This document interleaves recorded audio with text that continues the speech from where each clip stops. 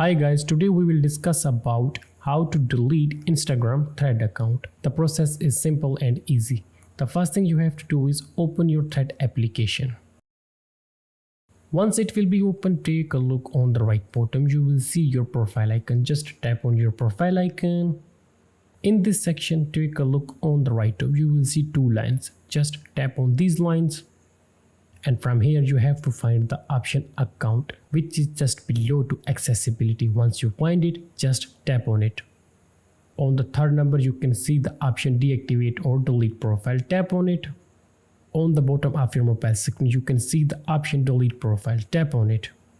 And here you have to write the password of your thread account. After writing the password, tap on the last option delete thread profile.